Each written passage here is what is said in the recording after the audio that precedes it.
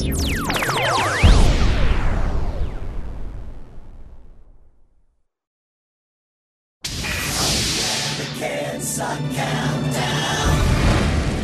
America, I don't care who smelt it, I care who dealt it. So, deny it all you want, but I know that you're the top supplier of the gigantic toxic fart that is eating away at our atmosphere and making our planet a little bit more like the surface of the sun. So, with spring being more like summer every year, it's time to slather on the sunscreen, squeeze your butt cheeks together, and while you still can, enjoy this week's American Suck Countdown. Number 10. Making me miss Lizzie McGuire at number 10, Hilary Duff's new album, Dignity. You know, when I hear brain-numbingly bad pseudo-techno backed by the whiniest voice since Madonna, dignity is not the first word that leaps to my mind. The first word would be I, followed by the words, want to f***ing kill anyone who helped Hilary Duff make this awful f***ing album. Number 9. Needing a smack in the face at number 9, tough-talking wimp. Bring him on. When we elect our next president, can we make sure that if they're going to take us to war, they've at least been tough enough to get into a bar fight or something? George W. and his henchman, the Penguin, can swagger all they want, but the fact is, they're just a couple of giant, hairless Number 8. Deeply misguided at number 8, having the Simple Life stars teach fat kids how to lose weight. That's hot. Just because Paris and Nicole are emaciated doesn't mean obese teens need to learn the virtues of bulimia and cocaine.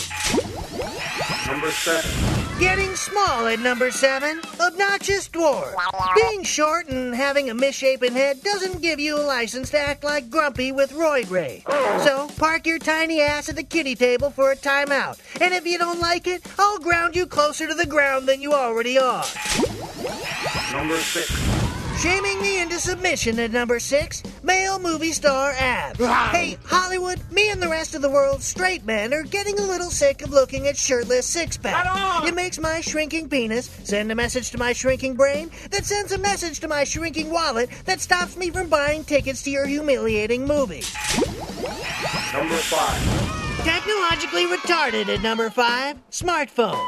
If these things are so freaking smart, how come you need to take a tutorial to be able to get online? And why can a freaking baby or a dog be able to trash your goddamn database by only pressing a few keys? Can we please call these things what they are? Mind-f***ing phones. I'm waiting for Steve Jobs to prove me wrong. Number 4. Begging for crucifixion at number 4, violent Christian. Look, Thumpy McBiblehead, when Jesus said turn the other cheek, he wasn't talking about his ass. If you want to be a real Christian, stop using violence to solve problems. Or I'll come over there and beat the living Christ out of you. Number 3.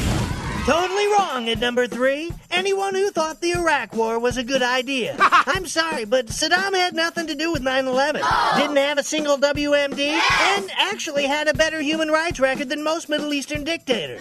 If you supported the war, and yeah, I'm talking to you, George, Dick, Johnny Mac, Rudy G, and you too, Hilary, guess what? You were totally, 100%, utterly f***ing wrong. Now, go accomplish a real mission and get our kids the f*** out of there. Number 2. What would Jesus do about number 2? Hilary Swank's latest crap fest, The Reaping, a movie about biblical plagues in modern America. I didn't know bad southern accents, Hilary Swank's flaring horse nostrils, or horrible, horrible dialogue were among the biblical plagues. But I guess it just teaches me I should read the Bible more often. Number 1. Anti-American at number 1, Republican. I know the Democrats are far from perfect, but the GOP has managed to stand for high deficits, illegal wars, race baiting, homophobia, sexism, and the renaming of French fries. People, please step away from the burning carcass of the Republican Party before you get scabies.